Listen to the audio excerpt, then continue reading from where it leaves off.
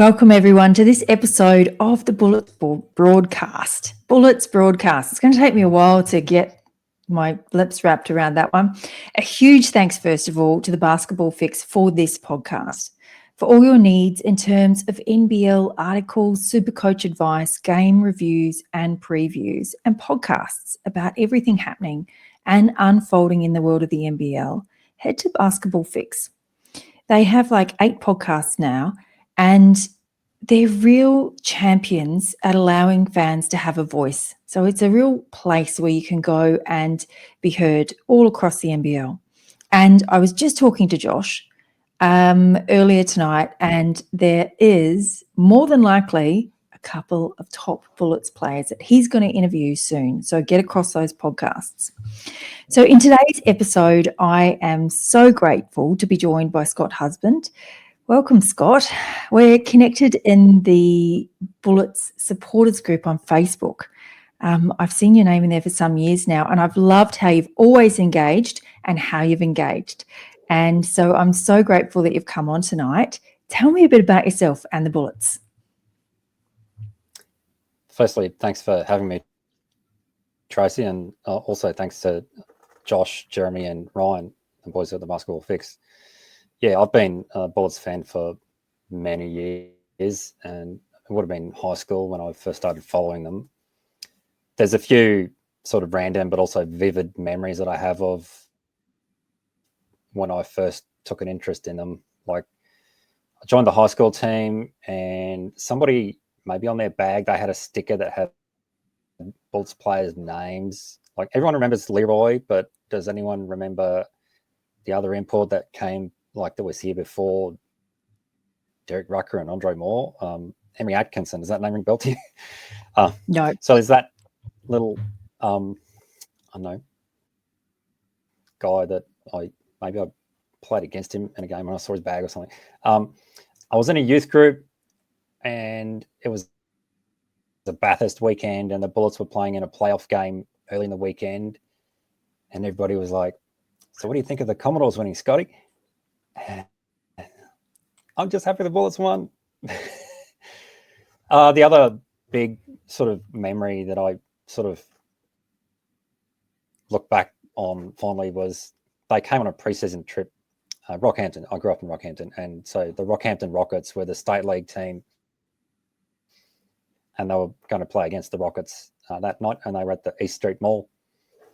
And so I had a little notebook, and I was getting as many autographs as I could. So you'd recognise some names like Leroy. He was there. He was smooth and cool and everything, as you'd expect. But one of the nicest guys was actually Ron Radcliffe. But the other, like, local players, like there was, maybe you're too young for this, Greg Fox, Darren Perry, Roger Smith, and of course Larry Sangstock was the captain at the time. So yeah, and then probably when they had to hand back their license, there was a bit of a exile, I suppose, because it was hard for me to take an interest in the NBL with no Brisbane team. And then the last few years, so I've been back in the comp, which has been great. Yeah, it has been great, hasn't it? I'm not too old to remember them, but I grew up in a little town in the Riverina, so in the, like, New South Wales bottom middle, between Griffith and Wagga Wagga. There's this little town called Leeton, and we only had 2 TV channels, and it wasn't the NBL. So it was really hard, even though I grew up in the years of Jordan and basketball in our little town was massive. We didn't have a lot of connection to it. And I do remember when I was like in year 11, I was working as a photographer for the local paper. The Melbourne Tigers were doing their tour after they'd won the championship. And they asked me to, like, the players were like, "Can you hold my ring while we go and have a game, like a play around game?" And I was like, "Oh." So I loved it from afar. And it wasn't until I moved out of that little town and went to a bigger town where I actually got to see some basketball and really connect with the NBL. So I do remember the names, but it was a little bit too far away, the NBL, when you've only got 2 TV channels, and it wasn't on one of them. Oh, it was on 10, but 10 was hard to get out there, man. It was hard aerials. But anyway, so you've got a great connection to the Bullets for a very long time, and you love them as much as I do, which is amazing. And it's many of us do, listening to this podcast. There's so many passionate Bullet members around, and we're frustrated at the moment, and we have every right to be. But we really need to have a think about where we're at in the season and when we need to kind of cut our losses and move forward. So let's first of all, before we go into all of that, let's take a look back at all the games that have happened since our last episode. So there've been 3 games. So the first game we'll talk about is the Bullets versus the Hawks that happened on Monday 20th. How did you see that game, Scott? Yeah, so with all the outs we've had recently, I had pretty low expectations, if I'm being totally honest. I think Casey Prather didn't play in that game. Tohi Smith-Milner started, and I think Harrison was already out. Somebody had questioned, well, so why did they start a DP in Tristan Devers? I think if you look at the players that played, there was nine players that played minutes, and 3 of them were DPs. So the other 2 DPs were, of course, Kai Savage and Josh Kernan. So they were 2 of the 4 bench players. So that kind of would explain it was probably for reasons of balance. And I also think went that way. Yeah. But also I think Josh Adams' ankle still wasn't 100%. I think. That's definitely part of it as well. Like he hasn't really been, maybe the last game against Melbourne was probably when he was anywhere near full fitness. But yeah, like even the first game he played with us, maybe he played about 15 minutes, and then apparently he said he had a bit of an ankle complaint as well. So he's kind of one of the walking wounded who's fit enough to suit up, but if there weren't so many other outs already, he wouldn't have been there. No question. He probably wouldn't have. Yeah, and at previous home games, I could see it when he shot. He was so off balance. He'd shoot, and I'd be like, "God, that's ugly." And he's not an ugly shooter. Like I'm not like, "Oh God, I'm like, "Oh God, what's going on there?" Like he's out of balance. That is not a Josh Adams shot. What's going on? Well, to be fair, when he played for Tasmania, there was the odd moment where he was famous for those ones where he was sort of at an angle like this type thing. But yeah. So yeah, Cook, he played 31 minutes in that game for 19 points, 8 rebounds, 2 assists. And people I think they seem to question his contribution or his output.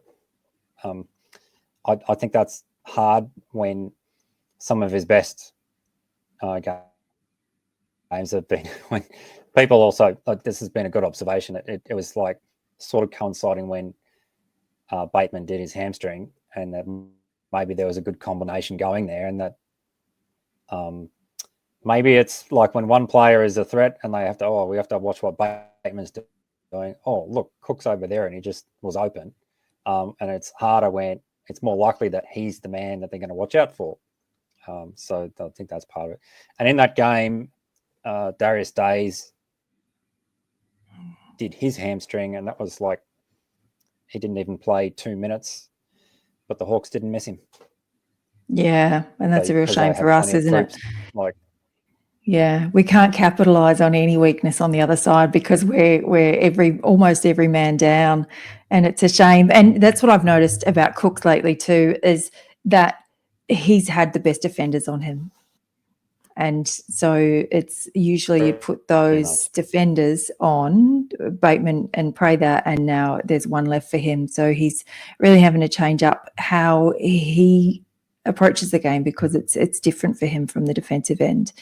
And on that one, yeah, I had also had low expectations just because And not even because, they're the top team, will be hopeless. Because coach said in the press conference before that game, like after the game before that, he's like, I've got people like, do I push them through this because there's so many injured, or do I rest them to then get them to the next game? And I'm just like, you can't have massive expectations when the coach is saying that before you even get on the court. Like, that's how bad things are at the moment for bodies, getting bodies on the floor. So that one was just like, it all showed in the result, and we're just going to let it slide. And we've got nothing bad or negative to say about the Bullets on that one, because I can guarantee you they did the best they could with what they had at that time. It's enough of a challenge to play for 4 quarters when you're at full strength against strong opposition, but when the guys have been down on trips like they have, one good quarter they have out of 4, and it's hard to expect more, realistically. Absolutely.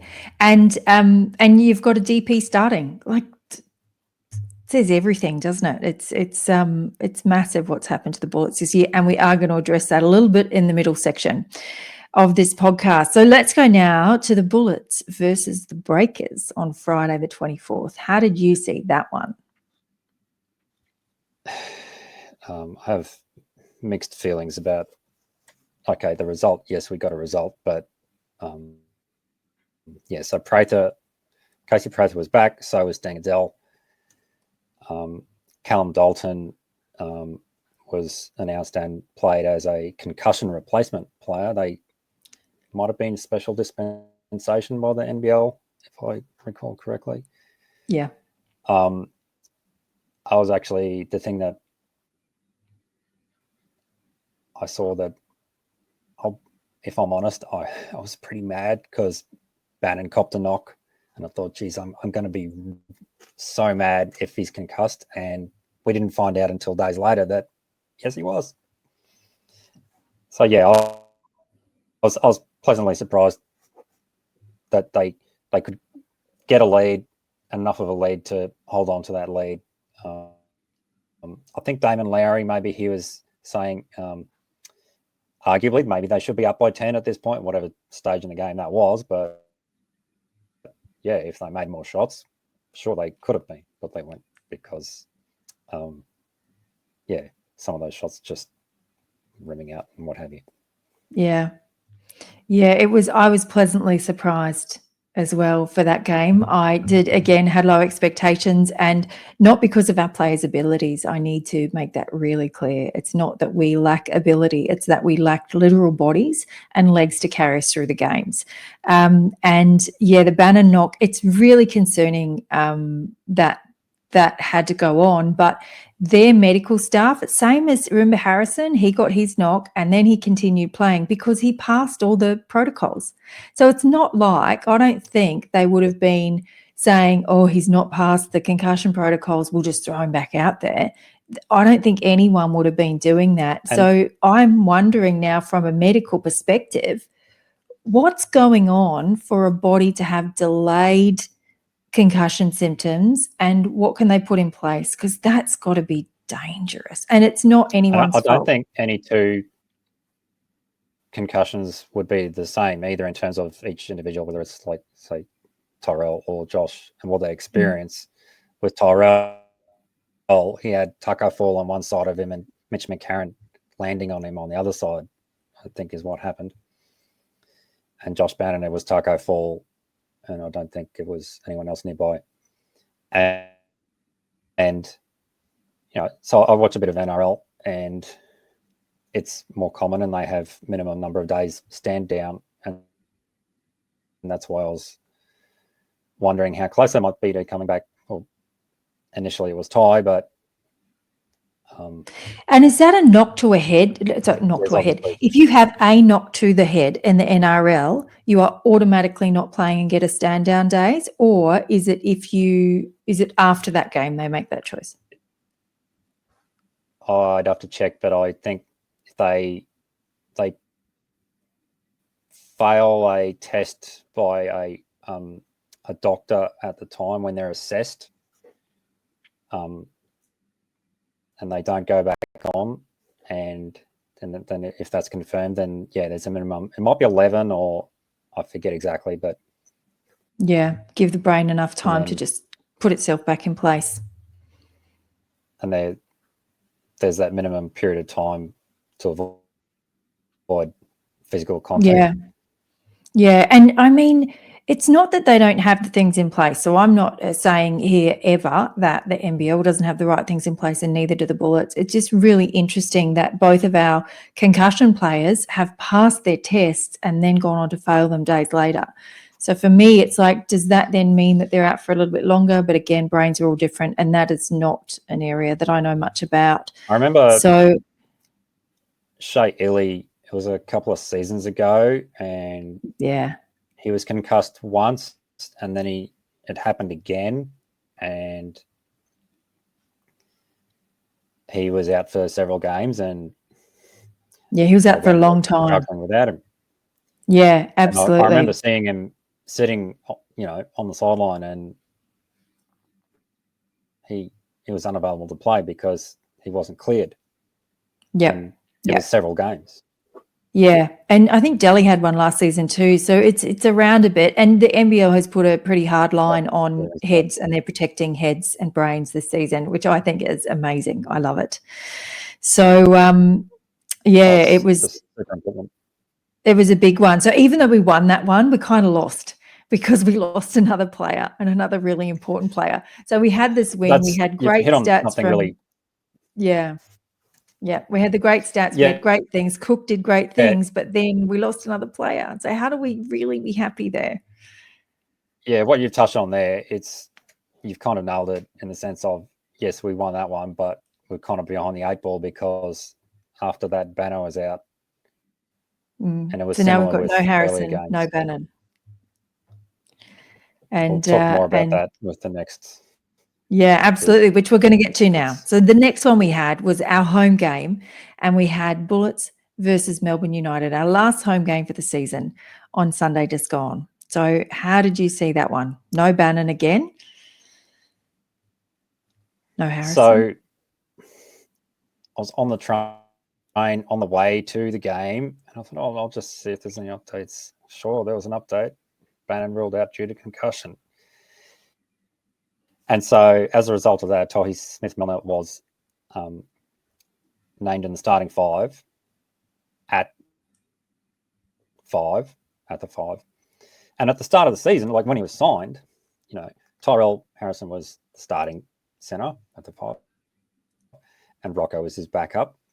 And Tohi is a 4-5. He can play. I guess they think of him as an undersized 5, and he can play spot minutes at the 5. And also Josh Bannon as well. Like Josh Bannon was a centre as a junior. And so Tohi he wasn't even the backup centre. He was the backup 4 for Josh. And even then, Josh, when he came back and they moved Casey Prather from starting at the 3 to starting at the 4. And then when Josh was back, he was coming off the bench. And then I think if Casey was still on, he was sliding over to the 3 and Banner moving to the 4 when he comes on the court. And so Tohi is like the backup. And so, I'd like to give a shout out to Tohi for just his work rate, particularly in this game. Like he just the extra minutes he had to play. And people are saying, well, he's not much more than a backup. Well, he had to be more in this game. And so we were competitive like in the first quarter, and we had a lead of a few points a few times, but then Melbourne United pegged that back, and then it was 27 all at quarter time, I think it was. But then they were missing shots. United were missing shots in the first quarter, but then in the second, third, and fourth quarters, that's what we were saying with the people I sit with. We're like, they miss their first few threes, and we're like, well, that's not going to. That's going to change soon. Like, that's not the norm. That's going to swing. And so it's like, oh God, what's going to happen when they start landing them? Which they did. But I would have. And they looked good, didn't they? And Tohi, I can't wrap my mouth around that one. I love him. He is the least athletic looking athlete in the NBL, and I love him to bits. What he's able to come out there and produce game after game, I've got a real soft spot for him. I think he's amazing.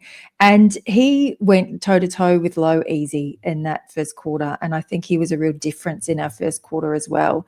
And he played in New Zealand with Lowe, so there was no fear. There was no, oh well, I'm a backup. He went straight in and really owned that spot. So he was amazing. And then the second quarter, I don't think anyone was expecting. Yeah.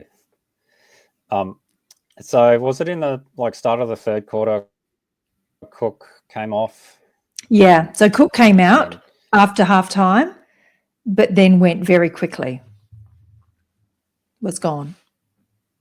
Not to be seen. Yep. We just noticed that he wasn't on the bench. One of my questions was Casey Prather, was he just well contained by United or just exhausted from having played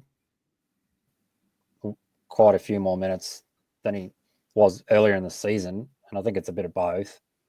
Yeah. And that was probably one of Josh Adams' best games since he signed the Bullets. But that's probably. Yeah. And so in that game, let's just hold on for a moment and look at Cooks in that first half when he was there. And he apparently, so we'll just touch on that really quickly, he was taken to hospital. He was having chest pains, and then they did an ECG and it came back a little bit. They didn't like it. So irregular, I think the word is, that they took him to hospital. And then he came back after the game for more reports from Adam Gale, our court announcer. He let us know that he was back later and he had the sticky bits on him and he was fine. Does that mean he's fine now? Who knows? But in that first half, you've got the two premier defenders in the league on those players. Oh, I'm doing balloon things. So Cook had a great first half, but he had Shea Illy on him, and then Prather was it Prather who had, or Josh Adams had? You got Delhi there as well. They're such an amazing defensive team, MU. Yeah, and so that's Prather as well. Guarding, yeah,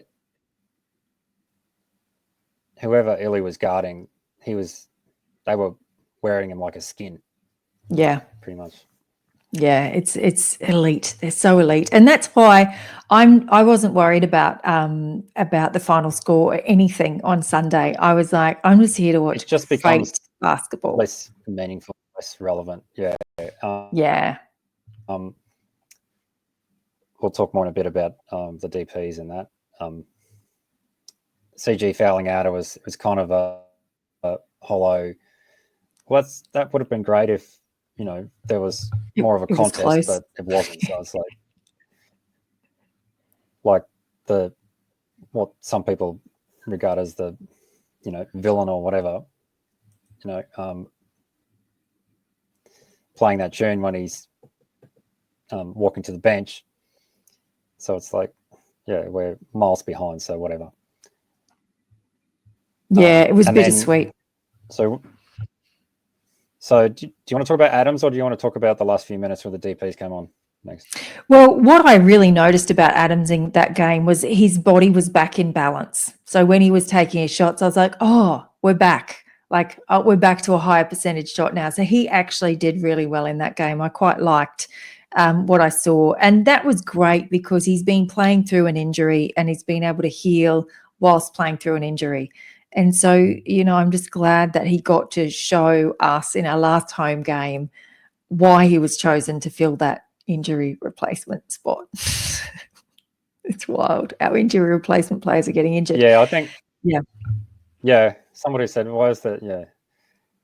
Like some of the 3-point shots, it was like you said, yeah, he was in space. He was a good meter outside the arc, but he had space, and that's why he was taking them where he was. Yeah, and his balance is on the inside. You can see it in his core.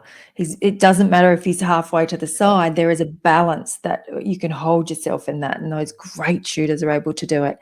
And I just didn't see it in a regular shot from him before. I was like, oh, wow, he's way off balance. He's off. His body's off. And that's where I knew he was still injured. So it was so great that we got to see at home what he's able to do and for us, which was wonderful.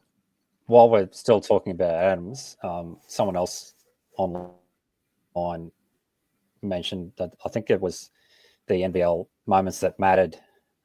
That's on YouTube. People can see Jack Heron and Derek Rucker, and Adams is in the background with kids, and the kids are playing, and he's picking up balls and passing balls back and what have you, and he was earning a lot of praise for that, but rightly so. Yeah, like because apparently he was ballers. Yeah, and he was signing whatever autograph he was asked to sign and everything, and you can't ask for more from an import like that. Yeah, absolutely. And what was great, I'll talk about after the game in a sec, because I want to get to one other player that I wanted to talk about. My big shout out for that game was Isaac White. And Isaac White had his big breakout game in Adelaide. It's like, get that guy's family to every game, because he stepped up into a position and played it beautifully. And his family was in the crowd, and it was just amazing. It was right before Christmas. And then in games afterwards, and anyone who watches NBL 1, we know how good he is. And we're like, we know that can translate here, mate. You've just got to have that belief in yourself, which is what I talked about the last podcast. And even in the first quarter of this game against MU, he was out there and he would do this amazing work and get himself drilling into the key, and he had 3 defenders coming at him. And I was like, mate, there's enough space. You've got the skill and you can get through that. And he could have got through it. And I know if he was anywhere else, he would have. Yeah, but he chose a literal pass out. He took a backward step instead of moving forward. And so I was like, mate, I need more from you. Like, I know, not because I need more, but it's like, I know you've got it in you. Yeah. However, we come to the third quarter. Everything I wanted him to do, he actually did. So he had a breakout second half. And so even though we were way down and, not many great things were happening, that was something that was great. And I really noticed it. And so a massive shout out to Isaac when, things are falling down around him. I actually saw him step up, and against a premier and elite team like Melbourne United and their defensive team, in the moments where I'm like, you don't stop there, mate. You got to keep going. Like, you've got the skill. I know you can get past that. And in the third quarter, he did. He really showed his gumption, and he showed us what he was really about. So that is my shining light of that game, was absolutely Isaac White. And I was at the point where I was like, oh, do you re-sign him? Is he the piece that we need? And I was like, that's the piece we need, mate. That third quarter and fourth quarter, that's the piece we need. You are the piece when you play like that. We don't have free agency on the run sheet. Maybe you guys will talk about that next week. I don't know. Yeah. Because we're going to get to injuries in a moment. But I also want to shout out to the players, because after that game, in our last home game, we've had a lot of trouble being connected to the players. At Nissan Arena, we had a lot of connection with them. We were closer to the court. They were always out signing autographs. They'd come out after the game and they were around. And so it felt like more of a community there. And we haven't had that. But the last couple of home games, and especially our last one at Boondall, they came out, they walked around, they stayed out there, they signed autographs, and they came beyond. So they always do the lap of the front seats and do the lap of the front seats, but they came beyond that this time. And they actually went more in and got in with the people and signed autographs and took photos. And I was like, that's what we need. We need more of that, please. So we can. There's so much we can complain about, but we need to celebrate the good things. Yeah, it's a bit of a different venue to, like, maybe they just need to make more of a conscious, because it's laid out differently to Nissan. Yeah.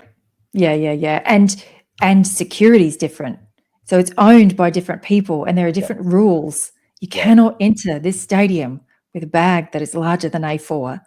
Like, you're not even meant to come in with a water bottle that's full. I have to have that discussion with them sometimes. Some people just let me through every time, but it's like, it's water, and no, I'm not tipping it out, and it's okay, they let me through last time. But there's so many rules on this one on what you can do and what you can't do, and it's all, so I'm not saying Bullets, it's all you. I'm like, how do we have this open conversation to get more connection? Because we as fans feel less connected now than we ever have to our beloved team. And so I really want to look at ways and ask for more from the club and the players, and enabling us to feel more connected to our team. I'm not sure where the management of the entertainment centre, who's responsible. Like, I know Nissan Arena, it's actually the state netball centre, so it's Stadiums Queensland. Entertainment Centre might also come under Stadiums Queensland. I'm not sure. I'd have to actually check. So, yeah. Before we move on, rules. Just with that game, the last few minutes, the DP's coming on. Oh, and just going back to, there was a fan signing the 2XU outlet at DFO. It was meant to be James Bateman and Tyrell Harrison. So I turned up because it was sort of a slight detour from my way home from work, and it was Josh Kernan with James Bateman. But I had my black Harrison jersey there, and James was like, "Oh, sorry, Ty, I couldn't be here." And I'm like, "Well, he's concussed. He's either recovering or getting whatever, Anyway, I had a bit of a chat with them, and James he's a lovely guy, and Josh seems like a nice young fella too. So yeah, Josh, and like I was talking to Josh about how when they went to Perth, he'd never practiced at the 5, he had to play at the 5, and he was like, "Oh, yeah, I'm more of a 3-4," and I can't even remember who he came on for in the United game, but I was happy that he just got more playing time. And then towards the end, Kai Savage and Tristan Devers came on, and there was one point Devers was like, he was just, "Guys, I'm under and I'm open," and you probably remember that basket because he was just seemingly the only one under the basket. And Kai Savage, he went for this drive, and he was really aggressive and like just driving with energy, which impressed me. So Tristan Devers, we'll talk more about who's coming, who's going, but that's his 2 years with us. So maybe he is finishing. But Kai and Josh, it's only their first season, so they probably got another season with us.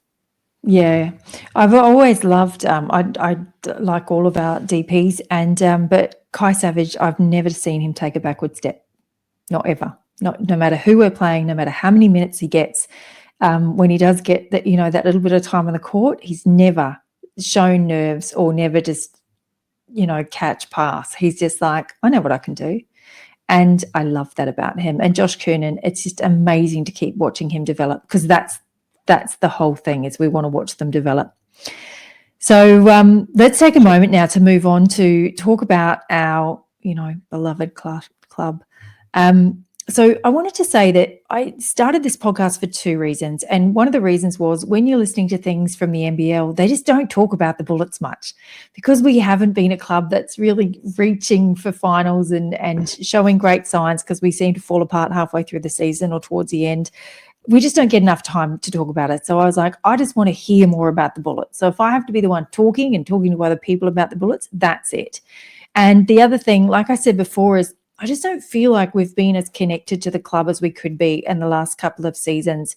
And I feel like when we moved venues, we got further away from our club in every respect. And so I really wanted to start this podcast to really build community, and not build community opposite the club and just go, we're over here in our fans community and the Bullets are over there in their bubble community, and we're just not going to talk to each other. What I really wanted to say in this podcast was that I want the community to flow through everything. I want this to be here, and I want to be able to connect with the Bullets as well. And I know Josh from the Basketball Fix has spoken to the media manager for the Bullets, and they're really keen to get more of this media out there, and they're really keen to hear from us as fans. And so let's keep that ball rolling. And the other thing I want to talk about is what community is, because this is really important.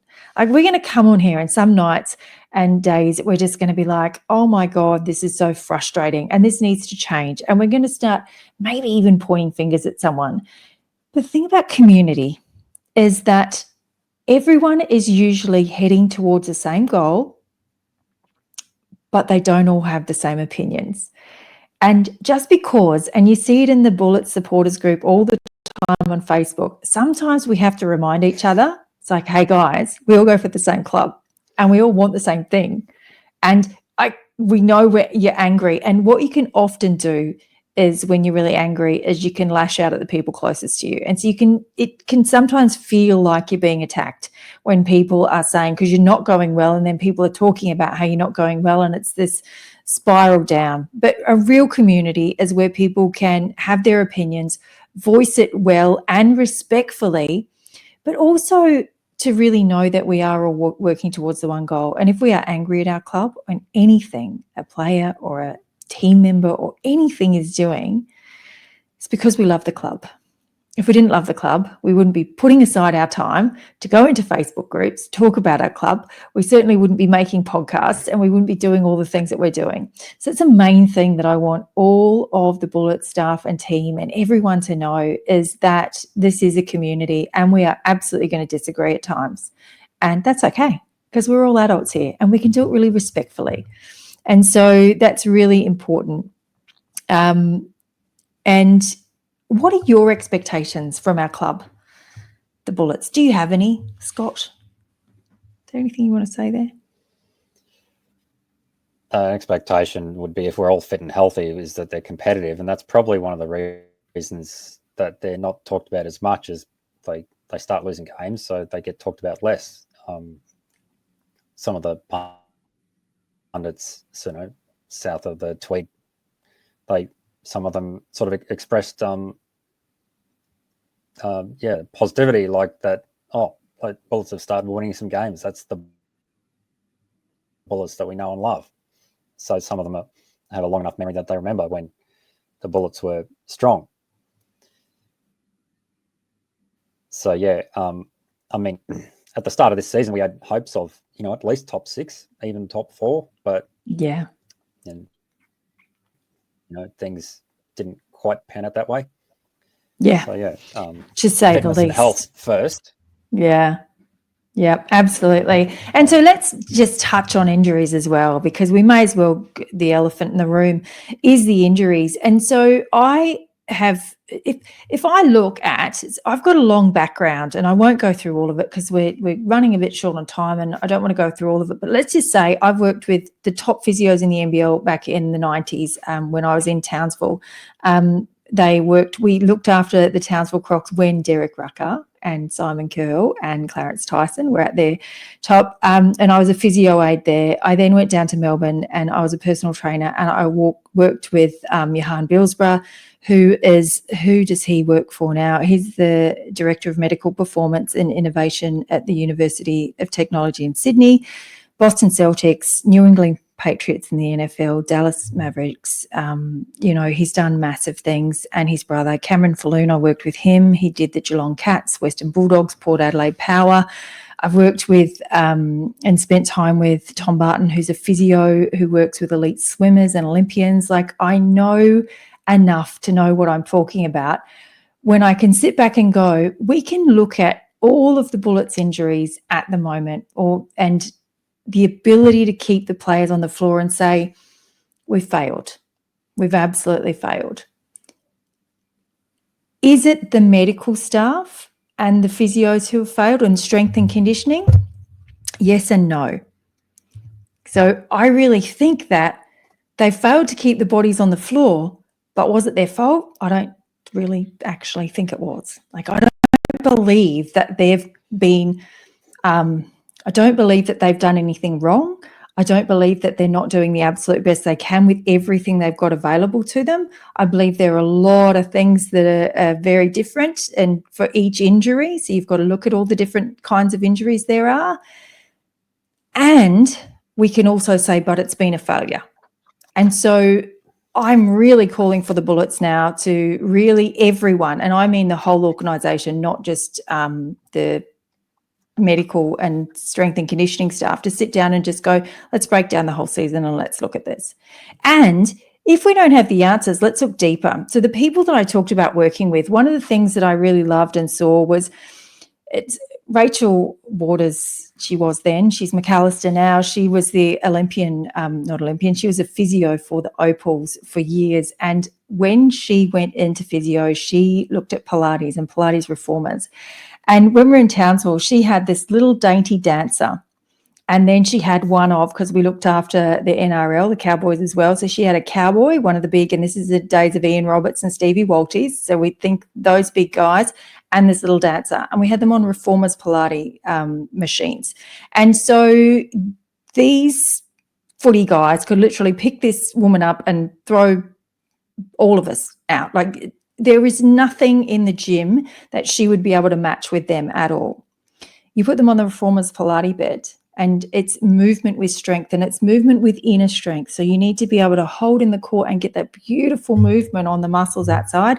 She absolutely knocked those footy players out of the park. They could not do the exercises that she could do.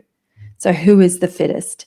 And so when I look at some of these injuries that are happening, I'm like, I wonder if they're looking at things like that. What are they looking at with not just core stability, but that, are they using Pilates reformer? Are they using things like yoga? I know the physio that works with the swimmers, he went and got his yoga teacher certification to actually put all of this together. And what he's able to do now with shoulders and knees and things because of his yoga training is extraordinary on top of his physio. You look at people like Simon Curl, who now runs his own yoga studio and does power yoga, and he works with some of the premier athletes in Brisbane. Just, I don't see the Bullets names in there. And then I work as a somatic trauma coach now. So what I actually do is I look at the emotions and the trauma and the nervous system and the things that sit under all of the physical stuff. So I want to know about interoception. What is the body brain connection? How is that for these guys? Because and I do believe the strength and conditioning and medical are doing an excellent job. I really think they do. I think they are doing an excellent job, and I think it's been a failure this year. Not them, something has gone wrong this year. And things come in a whisper, and we've heard the whisper since we came back. Groups. Yeah, we've had injuries every season since we've come back, and we're getting more and more and more. So it's gone from whispers to a shout. So what's it trying to tell us? And so I want the Bullets to look at it from a bigger systemic perspective and just go, what's really going on here? And so my call is go deeper.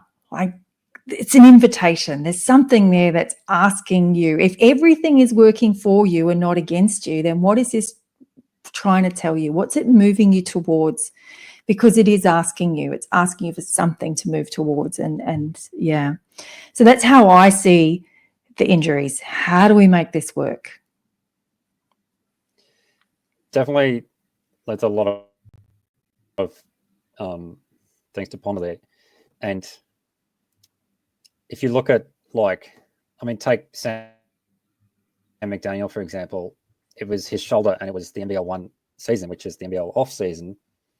So that's outside of Bullets control completely.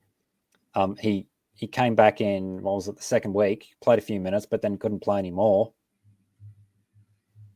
But that was it for him. And so is that bad luck or is there anything that, staff can sort of assess more closely? We can't really say. Yeah. Then you have, obviously the concussions, they're not a sort of typical injury. And so I put that in a category of just incredibly bad luck. And then there was also the trip to Perth. Tyrell had food poisoning for that. So Rocco started in that game in Perth. I think he played 34 minutes in that game, which is probably the most minutes he's played in a single game. And most of the starters, some of the starters don't play as many minutes as that. So it's a combination of so many factors. Yeah. And so what if I told you there are books that have been written in the world, and this will be my final thought on it, and we'll get to the next game because we're running out of time, that under every single injury, illness, including concussion, including all of the unlucky ones, is an emotional reason. At the base, at the bottom of everything sits an emotion. And there are people who've written the books on what those emotions are. So I could sit here and tell you what the emotion is for each injury for the Bullets, but I'm not going to do that now. That's for another time and another day. What we need to do now is we need to talk about our beloved Bullets have got a game Friday night versus Adelaide. What are your thoughts and predictions for that game? It really comes down to who's fit and healthy. If we have bodies, that'd be great. How many bodies do we have? And I get frustrated because we don't know, but I'm not sure they know to tell us. They probably want to tell us but can't. Is my reading of it right now is that they want to leave it as late as possible. Like, I mean, it's also a bit of a running joke. You see people say, "Oh, they said Rocco's a game time decision. That means he's not playing." Yeah, but well, that's we know that. Story. And it's not even a joke anymore. It really is just if it's game time decision, it means they're not playing because and if that's where the luck falls, our luck's always fallen on the other side of that, except for a couple of times. So you don't think we'll get up? What's the deciding factor for you for us to get up? 36ers will be hungry. They'll be at home. There's a strong chance of making the 6. I always wondered how we'd go against them if both teams were at full strength, but we're not going to know. So that's a real shame. My prediction is seems like we'll need to keep moving. If it's going to be a similar lineup to who played against Melbourne, I hate to say it, but it might be a similar margin. But I can't see us getting up on this one because Adelaide is hitting their stride now. So they had, when their roster first came out, I'm like, they've got one of the most talented rosters. Like, how amazing. And then they kind of started falling apart and it was like, which Adelaide's going to show up? But they seem to have got past their watershed moment and they seem to have sorted themselves out, and they are that Adelaide all the time now. So because of them sorting themselves out, this is our summer shootout game. I would love to see the guys, see a bit of cash come towards the Bullets. But there's so many things that have to go our way, and they haven't fallen our way this season. So are they going to do it this time? I don't know. It does not change how I feel about this team. It does not change whether or not I'm going to sign up for the membership next year. I will be there, bells on every season. But I just don't know that we can get this one in Adelaide with the bodies that we've got at the moment. Yeah. Just live in hope, don't we? Yeah, we do. We live in hope, and we'll keep showing up and we'll keep cheering for our team. And if there's one thing that you want the Bullets to know at the moment, what would you like them to know? We'd love Casey to come back. There you go. Sign the man. A lot of people, a few people have sort of thought, well, just bring back as many players as we can. Like the players that are coming off contract, we can comfortably say Josh Adams, thanks heaps for coming. Emmett Nah, he was a replacement. So as long as Sam Mack is healthy, then he'll be back. And some of the others, maybe it's 50-50 or maybe they are going to test themselves on the market. So, I'd like to see a little bit of change, but I don't know where. It's a club option. Yeah, like some people have said, don't see the point in keeping Cook. I'd like to see him come back, but we'll see. Well, it just depends. What else is out there? What I do trust is that Stu Lash is on the pulse, and they'll be making the right decisions for the club moving forward. So that's when I just kind of sit back and I go, well, I'll hypothesize here, but honestly, they are in the know, on the pulse, and they're going to get done what is best for the club in that respect. So I'm going to leave that one with them.